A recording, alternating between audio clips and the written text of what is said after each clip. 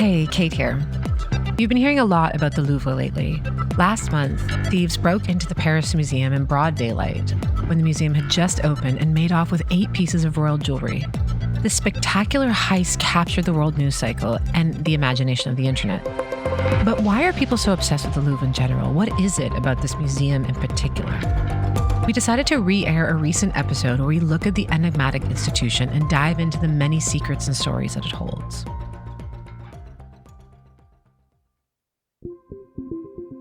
I found out that there was a secret memo put out about my project saying that it could be risky to talk to me and that no one was authorized to talk to me except if I was accompanied by what I call my Louvre chaperone or minder.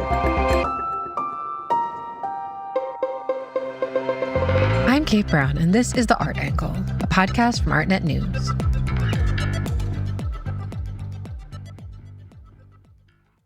The Louvre is among the largest, most visited, and best-known museums in the world, and for nearly too many reasons to count.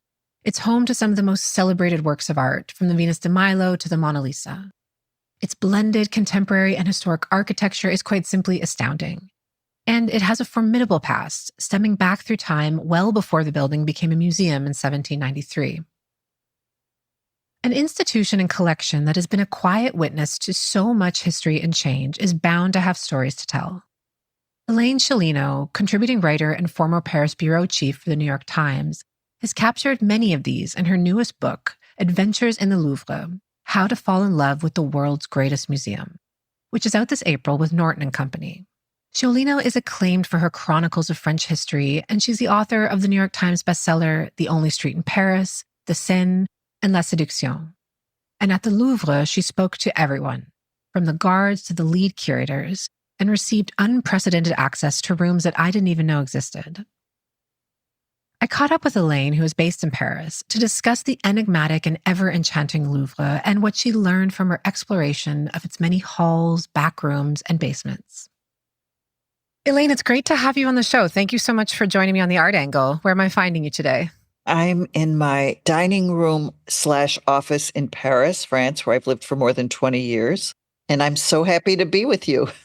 Yes, I'm excited to speak with you. I mean, you are a true expert on Paris in so many senses. And your new book that is coming out in April is about the Louvre, which is a museum that everybody thinks that they know. But as your book very well proves to me, I didn't know it at all. And as you say at the top of the book, it's, one of the least understood museums in the world. So I'm really excited to talk to you today. I learned so much from reading your book, and I'm excited to sort of get into some of these revelations that arise from it. I wanted to ask you, because you had pretty unprecedented access for someone who doesn't work at the museum. It was hard. It was very hard. I went to the Louvre and I said, I'm going to write this book as a journalist. And the Louvre said, well, it could be a Louvre book. The Louvre has its own publications. And I said, no, it really has to be an independent book. So I want to do it on my own. And the Louvre said, well, if you want to do any interviews in the Louvre, you have to do it with one of our officials who will be present at every single interview you do with any Louvre official or employee. I'm a former investigative correspondent. I used to cover the CIA years ago in Washington. So I found out that there was a secret memo put out about my project saying that it could be risky to talk to me and that no one was authorized to talk to me except if I was accompanied by what I call my Louvre chaperone or minder. So it was really hard. But you managed to gain their trust, and some of these figures actually become protagonists in the book, now that I understand that they were sort of watching over you, but you sort of turned the lens back on them. Well, that's very kind of you to say, but boy, there were a couple of moments where I thought, you know what, this is a terrible project. Why did I ever start this book? And I even had friends of mine who for years worked in the French government, because I used to be the diplomatic correspondent for the New York Times, and I knew them from diplomacy and intelligence. And they just said, the Louvre is the toughest bureaucracy in the entire French government, even worse than the DGSE, the foreign intelligence arm. So wow, that's really saying something. It was a challenge. So let's get to the impetus. What inspired you to write this book? It really started during COVID, where we were locked down in Paris and you could only go out for an hour a day and within a kilometer of where you lived. So I'm trapped at home and I decided to clean out all my books. And I found this rare 2-volume work from 1913 that had these fabulous color photos of paintings in the Louvre. And they didn't used to have color photos back in 1913, so it truly was a revolutionary book. And I thought, you know what? I'm not an art historian, I'm not a tour guide, but I am a former war correspondent, so I know how to get in anywhere. So why not tackle the Louvre? And so I treated the Louvre like a battlefield that had to be understood and conquered. You certainly got around to a lot of its corners and locked away halls and everything. And as I learned, there's so many mysteries about this museum. And there are so many histories about the Louvre that I want to talk about. Let's start with the name. You explain in the book that experts who spoke with don't even know its origin. A natural question, if you're going to do a book on the Louvre, is to ask everybody, how did the place get its name? And nobody could give me a straight answer. One theory is that the word is similar to Louvre, Louve, which is the French word for she-wolf. So maybe the site was inhabited by wolves, or maybe the site served as a kennel where dogs were trained to hunt wolves. And there's all sorts of other theories, all of which were far-fetched, that maybe it was named after a Saxon castle, or a leper colony, or an ancient Roman signal tower, or an oak tree plantation. But the most likely explanation, but even that is not at all identifiable or known, is that the Louvre was a word of Celtic origin that may have referred to a nearby tributary or river that could have fed into the Seine. But again, it's a complete unknown, which is kind of nice that there are mysteries in life. Absolutely. When did it acquire its name officially? Well, it sort of evolved over time. In fact, centuries before Philippe Augustus, the medieval king who built a fortress there, even decided to build a fortress, that plot of land was called Louvre with the current spelling, so that it can't be pinned to one particular period. I see. Well, you were shown this often overlooked courtyard, which is one of the oldest parts of the museum. And you talk in the book about how it was not always a museum. In fact, it was many, many different things. I had no idea how many different purposes this place had served over the centuries. Can you describe this courtyard and tell us what it reveals about the history of the Louvre and some of its original purposes? Well, the courtyard is the Cour Carrée, and it's the oldest part of the Louvre. In fact, you can go into this courtyard and you can see a hole in the ground around the stones that leads deep down into the 12th century foundation of the Louvre.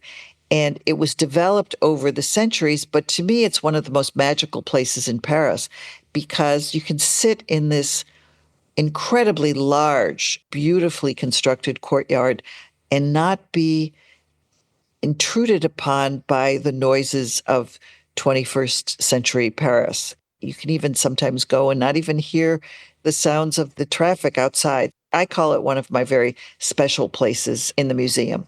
Sounds like it's trapped in time in a way. It is. And one of the most magical things to do in Paris is to come to the Cour Carrée just before it's ready to close and just sit on one of the benches and just imagine what life was like in Paris centuries ago.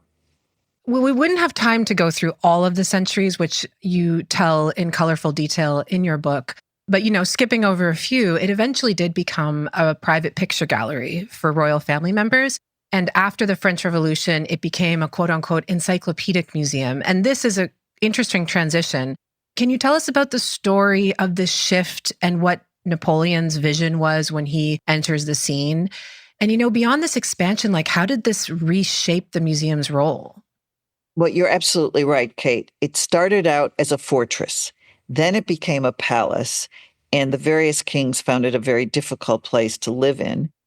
Eventually, it became a private picture gallery for the royals, so it wasn't really open to the public. And it only was with the French Revolution that a public museum was created. I say in my book that it was created out of the euphoria and the terror of the French Revolution. It literally was on the first anniversary of the end of the monarchy. So that was in 1793 that the new Louvre opens its doors to the masses for the first time, inviting them in for one day to glimpse the art treasures that were there, more than 500 paintings and other works of art. But then this structure becomes a repository for works of art from Versailles, from other royal palaces, and from churches, monasteries, and nobility who had either fled or been guillotined and who left behind lots of works of art. So you finally have a museum. Then comes Napoleon, who decides to make the Louvre into the world's first global museum through force and through theft. He restored some of the buildings. He started a new wing.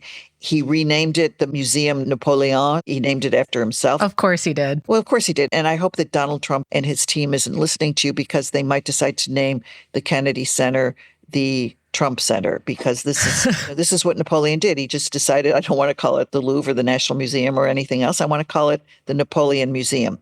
And he built this museum into an imperial museum by basically stealing works of art where he conquered territories. He actually had teams of art historians and art experts who went behind the troops and basically said, we want this, we want this, we want this for France, because France deserves to have all these things. And it was only after Napoleon was sent into exile and defeated that about 5,000 of the artworks that he took were sent back to the countries from whence they came. But not all of them. There's still some works of art that are there from Napoleon's time. So some more restitution claims ought to be made, perhaps. Or bad deals were made, like the Italians made a very bad deal and gave up the Veronese painting, the Marriage Feast of Cana, which is the largest painting in the Louvre. Okay. Very bad treaty. So as you describe it, this is almost like an organic structure that is like expanding Correct. and contracting and transforming depending on who's in power and the moods of the moment and the eras. And it also came close to destruction a few times, which you talk about. I was also fascinated to learn that there's a permanent firefighting brigade of 52 firefighters that are like always there, which is great to know, after the tragedy of the Notre Dame. Can you share a little bit about what you learned about these destructions? Like maybe we can focus on one decisive moment. I know there are many. Well, before we get there, I have to tell you that using that word organic is the one key word to describe the Louvre. It is ever changing. And it's only when you understand that you can understand the Louvre. Yes, and you've got a whole team of sapeurs-pompiers or firefighters, and they belong to the French military, and they sleep there, and they do everything from pick you up and send you to the emergency room if you fall on one of the marble staircases, to send pigeons flying back out of an open window, to taking care of when the fire alarms go on because there's too much dust in the air. But they're there for serious reasons, too. If there were a terrorist attack, the firefighters would be there. Right. So you want one moment when the Louvre was in danger of destruction. Well, let's go to 1871. It came close to being enveloped in fire. Where Napoleon III, his empire had collapsed. There was a conservative provisional republic. There were utopian rebels. And there was the movement called the Commune, in which rebels drenched the walls and floors of the Tuileries Palace, which was a palace that was built alongside the Louvre, covered it in tar, and the building ignited and was totally destroyed. And the fire from the Tuileries started to invade the Louvre as well. And a curator and an officer in charge of the French army literally mounted a brigade to stop the fire, so that the fire destroyed the Imperial Library, but the museum itself was saved. Wow, that's incredible.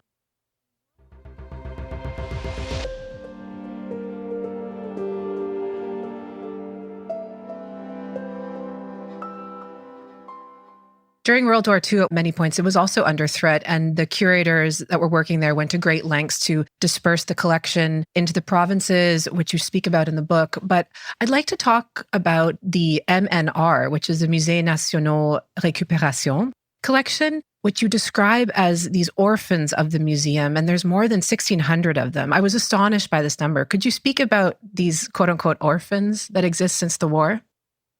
If your listeners have seen the movie Monuments Men, you'll see how so many works of art, particularly from French museums, were captured by the Nazis. And after World War II ended, and when Germany surrendered in 1945, many of these artworks returned to France. Most of them were sent back to their rightful owners, but many of the works were left as what we call orphans, and the rightful owners were never found. And the Louvre, as you said, has more than 1,600 of these works of art. Some of them have been sent to regional museums. It's hard to find them within the Louvre.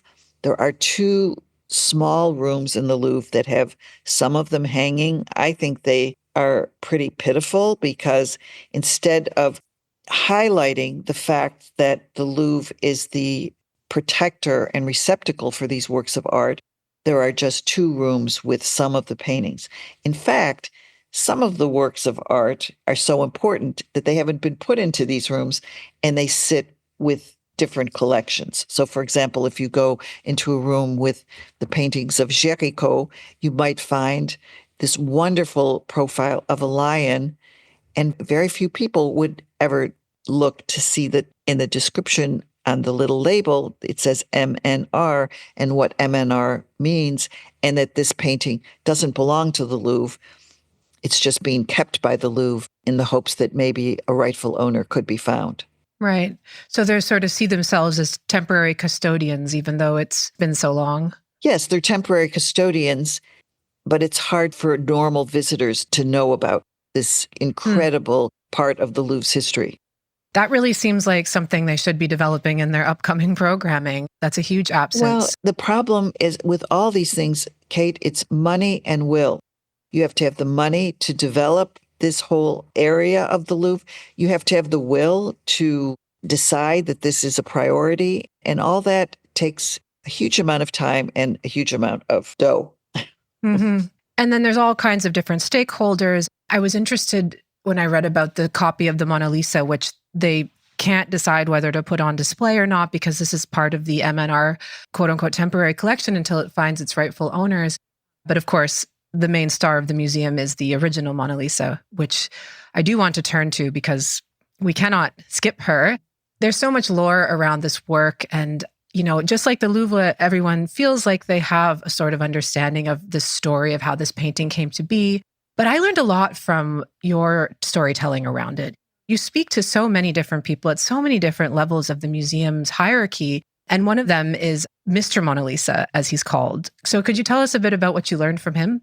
Well, he's the curator for Italian Renaissance, Vincent de Louvain, and it's both a burden and a joy to work with the Mona Lisa every single day and to have to talk about. I mean, can you imagine going to a dinner party if you're Vincent? People are going to ask you at a dinner party, why is the Mona Lisa so famous? Or what's so special about the Mona Lisa? But this guy has actually sat with the Mona Lisa out of her protective frame with all of the security glass and little sensors on her. And he's actually examined her up close. And it's something magical to come that close to Leonardo and what he was thinking when he painted this incredible work of art, which took him ages to do, and layers of paint and layers of varnish now that kind of cover the painting or obscure the painting. But no one would dare to suggest that the Mona Lisa should be restored or renovated. But I love the fact that, you know, he was once sitting with her outside of her frame, eating his sushi dinner, just looking at her and staring into her eyes. And he will tell you how if you can come close to the Mona Lisa, you will find her magic. And he required me to come close to the Mona Lisa, although I had to see her behind her protective frame and just be alone with her and contemplate her and try to understand why she is so special. And do you feel like it clicked for you in that moment? It took a long time because most of the time I feel that I do not understand the cult of the Mona Lisa because, you know, she's not the Virgin Mary. She's not a saint. She's just a silk merchant's wife. But if you can be alone with her, even though she's only 20 inches by 30 inches, with no one else around, which hardly ever happens, you can stare into her eyes and maybe she'll stare back. Well, you got up close to many artworks thanks to these wonderful curators that were able to tour you around. And you got very close to Nike, who's maybe the second or third most famous work in the museum, this iconic statue. I loved the story of you staring into her belly button and this anecdote about this feather. I mean, I was truly mind blown by this part of the book. Can you tell me about these two stories again and also what they reveal to you about the tenets of Greek sculpture? It's probably the most famous ancient Greek sculpture in the world. And it's got this great position at the Louvre on the top of the grand Daru staircase that Audrey Hepburn made famous in the movie Funny Face. I was fascinated by the fact that she's got such a powerful body, and it's clear that she's trying to land someplace and there's a storm because her garment is pressed up against her flesh and you can see the outline of her navel. And I just call it the most beautiful belly button in the world because it's naked, but it's not naked. And being partially clothed is much more seductive and sexy than complete nudity. So she's got that. So she's got the most beautiful navel in the world. But she also has a feather that kind of sticks out from her left wing that wasn't there before about 2013, 2014, when she was restored and renovated. And Ludovic Logier, who is the ancient Greek curator responsible for Nike, was trying to figure out whether any of the little pieces that he had from the statue that were sitting in drawers could have been part of this sculpture. And one day there was this moment where he was looking at a marble feather and saying, it's got to belong someplace on her. And he went to study the arch of the left wing, and he found a small space on its edge that was smooth to the touch. And he thought about this feather that was sitting in his storage drawers. And he literally took the feather and said, you know what, let's go try this feather and see if it works. He said it was kind of like finding a Lego piece that would fit. And it did change the silhouette of the sculpture. So now there is a feather sticking out of the left wing that kind of sticks up and doesn't really feel as if it belongs. And I think they should name it the Ludovic Logier feather because it's just so magical. And to do that with like marble to convey gauziness of a thin fabric blowing against the wind is just so incredible and so close to life. And I think having a flaw, that is also what brings a sort of life force into art. So it's just amazing. 100%. If it were perfection, nobody would care. It's the flaws that create the beauty. Is there another painting or artwork whose story really moved you in your research? When I realized how famous the Mona Lisa was for everybody inside the Louvre, outside the Louvre, how she was a burden, I decided to ask the chief of paintings, who's a guy named Sebastian Allaire, about the Mona Lisa and other paintings. And I realized that he really hates the Mona Lisa. You're not supposed to say this, but he always makes a face whenever she's mentioned. So I said to him one day, I said, so are there other paintings in the Louvre that are more beautiful than the Mona Lisa? Are there other women? And he started listing some of the paintings that he loved even more than the Mona Lisa. And one of the paintings that we started talking about was a portrait of a man by a Sicilian painter named Antonello da Messina. It's a dark figure. The guy has a square jaw, 15th century, Sicilian, and it's known as Il Condottiere. Condottiere was a warlord or a mercenary. So he's a very deeply complicated, profound figure. He's got a scar over his lip. You can see every hair on his face, dark circles under his eyes. I mean, he reminds me of some of my Sicilian uncles, but he's beautiful. And I fell in love with him. And I hardly ever anybody even goes and looks at him. He's in the big, huge gallery that's just outside the Salle des Etats where the Mona Lisa is. And hardly ever anyone goes and looks at my mercenary. But I've often said if I were stranded on a desert island, I'd want to be stranded with him because he's just so delicious. Amazing. And how did that work of art come into the collection? Do you know?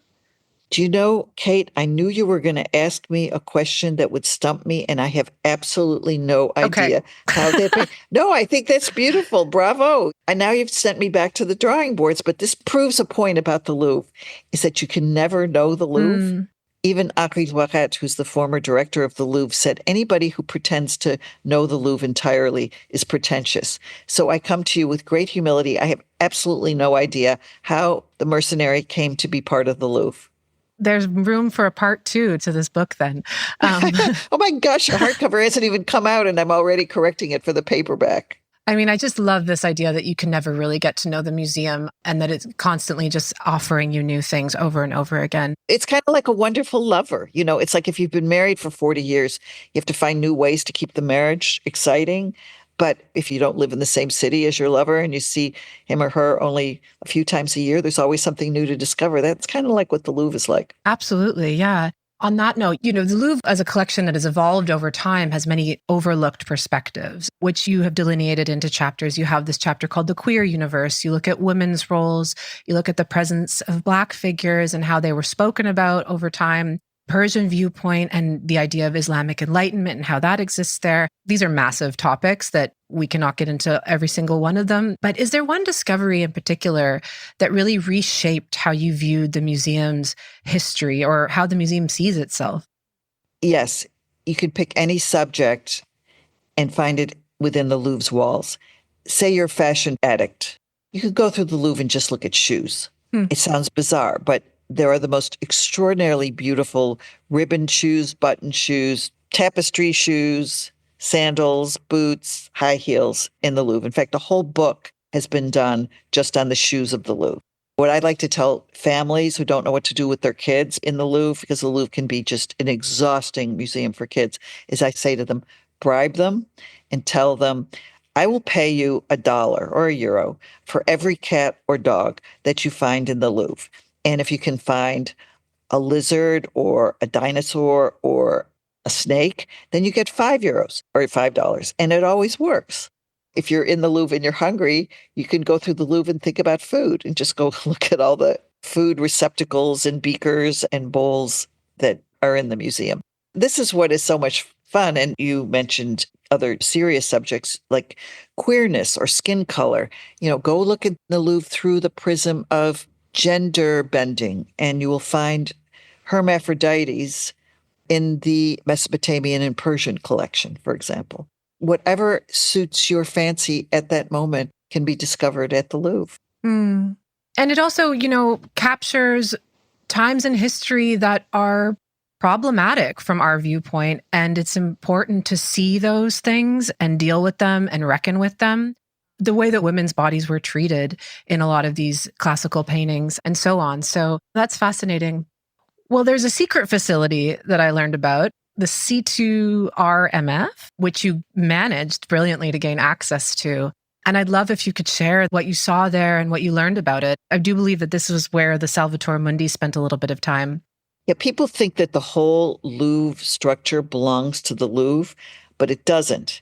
And there's one wing of the Louvre that is occupied by a scientific and restorative arm that is called the C2RMF, or the Center for Research and Restoration of the Museums of France. And it's an independent institute. It doesn't belong to the Louvre, even though it's physically set in the Louvre, and the Louvre does use it. But other museums around the world use this facility to have their paintings or works of art, sculptures, tested and restored. So the Salvator Mundi is a painting that was bought at auction in 2017 by an anonymous bidder for more than $450 million. It was the most expensive work of art ever bought at auction. And the bidder was a surrogate for Mohammed bin Salman, who's the crown prince and de facto ruler of Saudi Arabia. The painting was sold as a rediscovered masterpiece by Leonardo, and it was supposed to be the star of a show at the Louvre about Leonardo in 2019.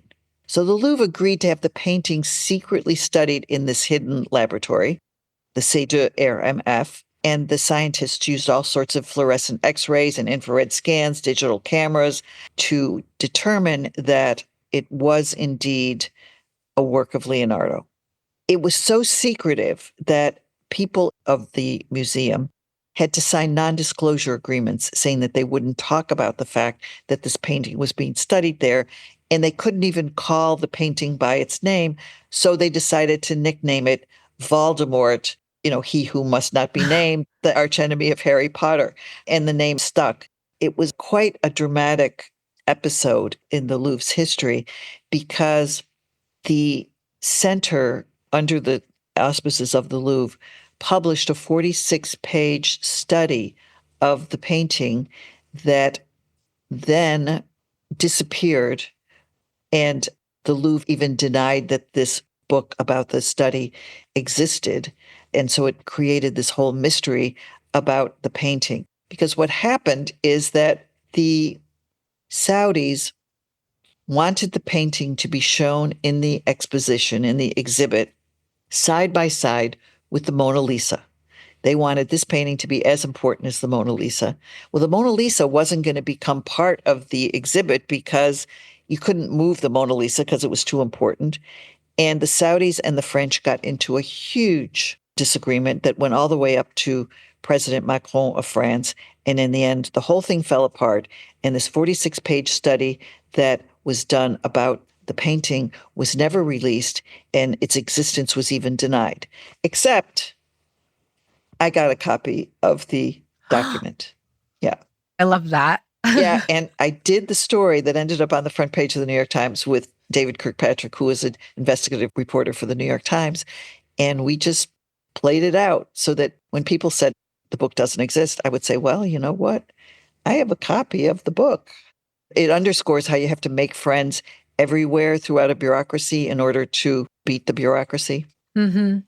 Well, this museum is continuing to evolve and has expanded into the Persian Gulf with the Louvre Abu Dhabi. There's also been some money issues that have come up with the museum. I mean, it's not like the path forward is necessarily clear or written at all for this institution. So it'll be interesting to see what evolves. I'm curious, after all of this research that you've done, what do you think the future holds for the Louvre? How do you think it'll adapt for future generations? It's interesting. The Louvre is trying hard to modernize. And just the other night, the Louvre had a gala where it invited all these stars to come inside the Louvre. It's sort of like a pale copy of the Met Gala. I mean, the Met Gala raises about $25 million a year. The Louvre raised $1.4 million, but it was showing its stuff. I mean, the Louvre should show its stuff. It's a gorgeous place. The pyramid is gorgeous. It's falling apart. It leaks, but it's a beautiful work of art. If you've got it, flaunt it.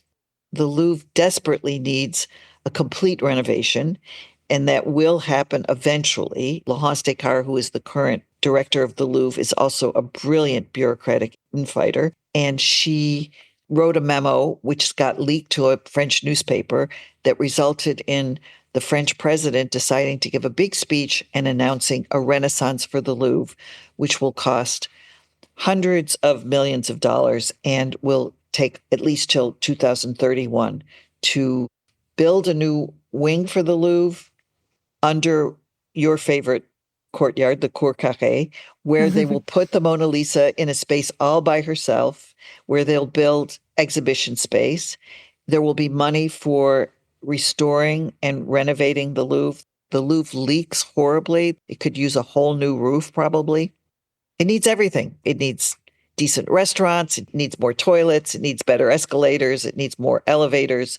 It needs a good internet system. So this is going to take a lot of time. To end on a note of all the things that are falling apart about the museum, that is really, truly one of the most resplendent and beautiful places in the world.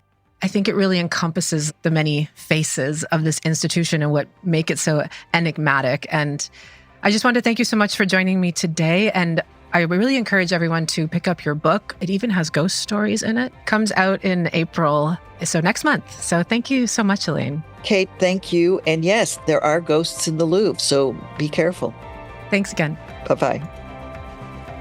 That's it for this week's episode. If you like what you heard, you can subscribe to the show on Apple Podcasts, Spotify, or wherever else you get your podcasts. Also, take a moment to rate and review us. It will help other listeners discover what we're doing. The Art Angle is produced by Sonia Manalili with contributions from Kate Brown, Ben Davis, Carolyn Goldstein, and Naomi Ray. Thanks for listening, and we'll see you next week.